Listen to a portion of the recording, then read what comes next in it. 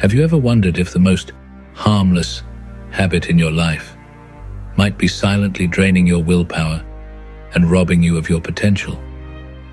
Sure, we've all been told it's normal, but is it? How many times is too many before it becomes an addiction? What if you simply can't stop? Today, we're diving into the hidden dangers of a practice that seems innocent, yet could be trapping you in ways you never imagined. Before we get started, I know the thumbnail was bold, but trust me, this is an issue that's quietly sabotaging the lives of young people and adults alike. In this video, you'll discover the science behind how this impacts your brain and why ancient Stoicism holds the key to breaking free. Don't forget to subscribe and hit the bell to stay updated. Stoic challenge: ancient versus modern habits. A habit society now calls normal was once considered dangerous, even immoral. While modern medicine views masturbation as a natural act found across species, including humans and animals, the ancients saw it quite differently. In the past, this practice was thought to drain men of their vital essence, leading to unproductive seed and weakening their potential for reproduction.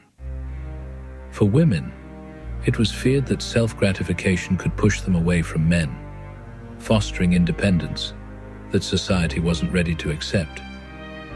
Adding to this, the belief that masturbation caused physical illness only deepened its stigma.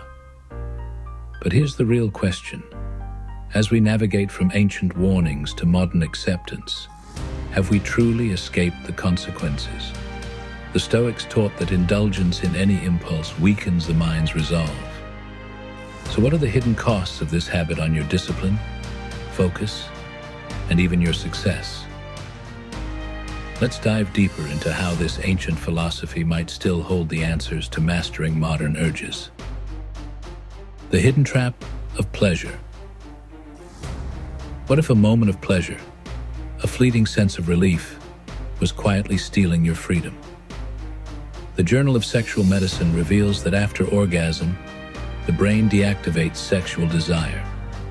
The cerebral cortex, the part of you responsible for reason and self-control, goes silent. This is why many men, and even women, often feel a wave of drowsiness after sex or masturbation. But in that moment of peace, a trap is set, one that the Stoics warned us about centuries ago. The Stoics knew that true strength doesn't come from indulging in pleasure, but from mastering it. Every time we give in to our urges without restraint, we become weaker, not just in body, but in mind. The philosopher Seneca once said, "It is not that we have a short time to live, but that we waste much of it." And how much of our time is wasted when we become slaves to fleeting desires? When you climax, your brain is flooded with dopamine, the chemical of pleasure. It gives you a false sense of calm, a temporary escape from the struggles of life.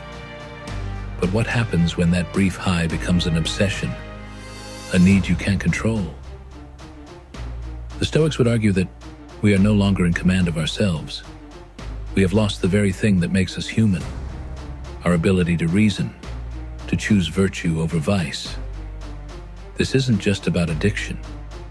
It's about who you become when you lose control.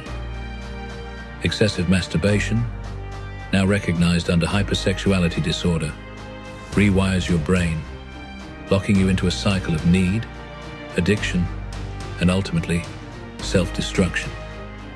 What starts as relief from stress can turn into a path of compulsive behaviors, whether it's pornography, risky sexual encounters, or seeking validation in destructive ways. In that moment of pleasure, ask yourself, who's really in control? You or the impulse that enslaves you? The Stoics taught that self-mastery is the key to living a fulfilled life. To be free, we must learn to say no to the urges that seek to rule us. Your brain craves more, but you can choose to crave something higher. discipline, purpose, and strength. Addiction's grip on the mind. The thing you turn to for pleasure may be the one thing holding you back from true fulfillment. That's exactly what happens when your brain becomes addicted to dopamine. Every time you give in to that momentary high, whether it's through masturbation, overeating, or any other vice, your brain rewires itself, demanding more and more to reach the same level of satisfaction you had the first time. It's a never-ending chase for pleasure, and the more you feed it, the harder it becomes to stop. Over time, your brain adapts. It begins to block dopamine receptors in a desperate attempt to protect you from this overload. But by then, it's too late.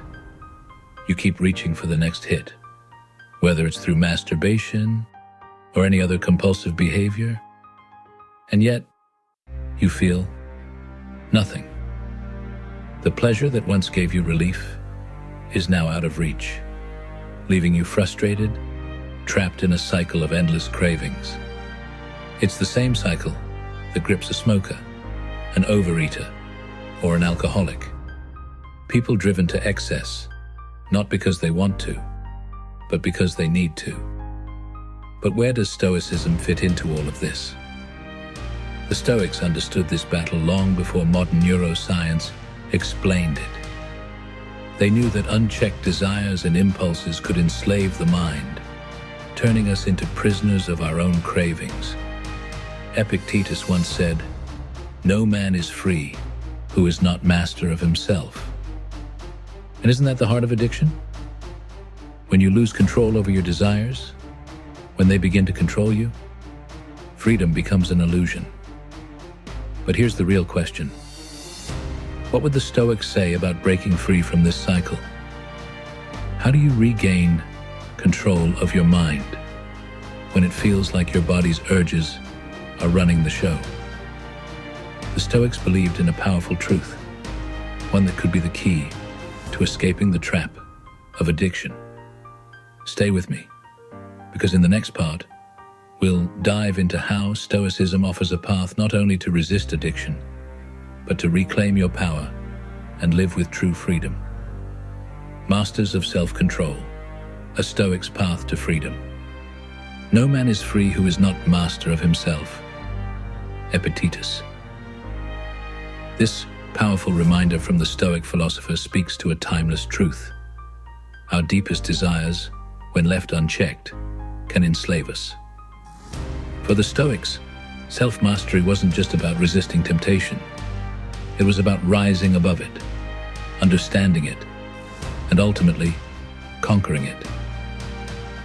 When it came to pleasure, lust, and even masturbation, figures like Seneca, Marcus Aurelius, and Epictetus didn't see it as mere physical indulgence. They viewed it as an opportunity, a test of inner strength, a chance to explore the limits of the mind and body. In a world constantly driven by desire, the Stoics offered a different path, not to repress pleasure, but to understand and control it. To them, mastery over worldly passions wasn't about denial.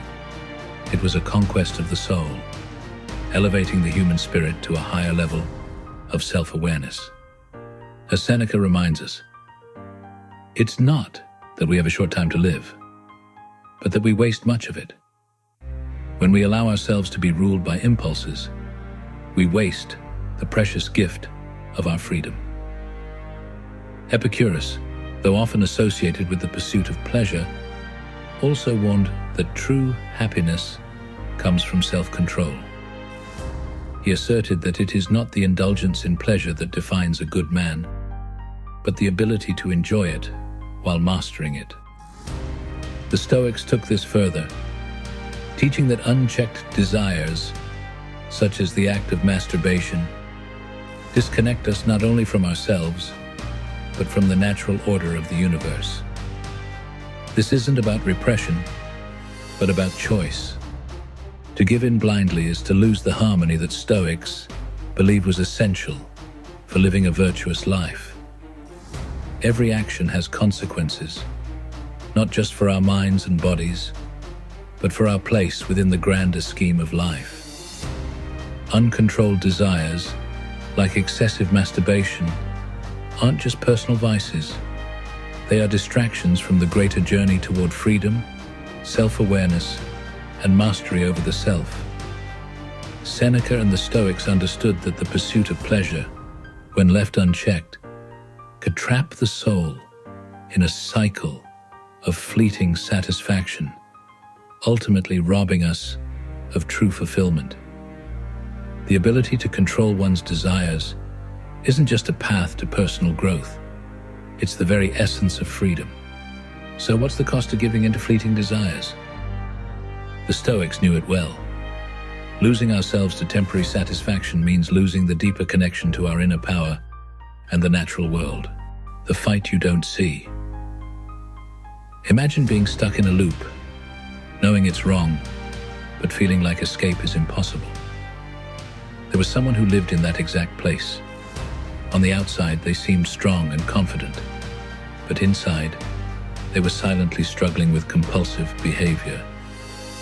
Each time, they sought momentary relief, hoping it would bring comfort. They were left feeling more lost and defeated.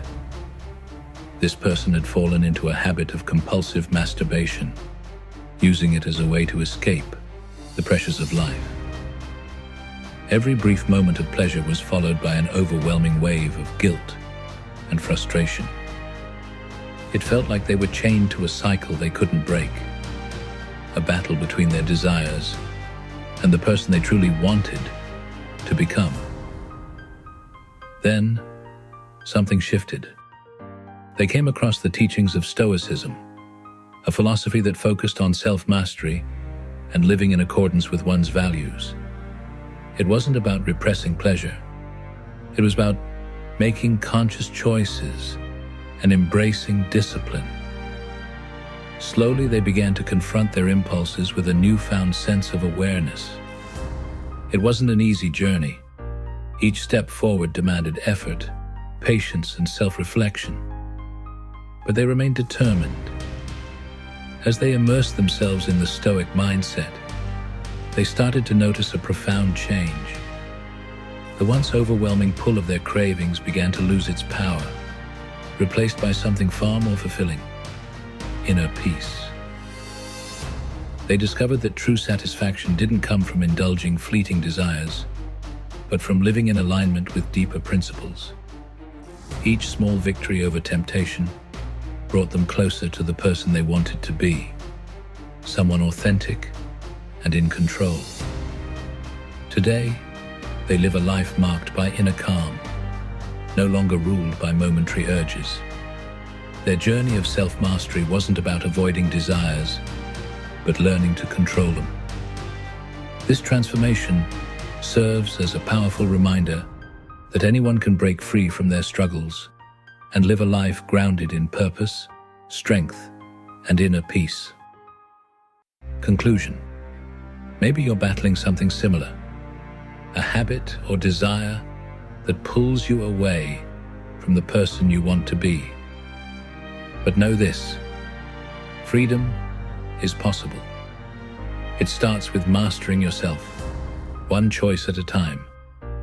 When you live according to your values, you'll find a satisfaction far greater than any fleeting pleasure.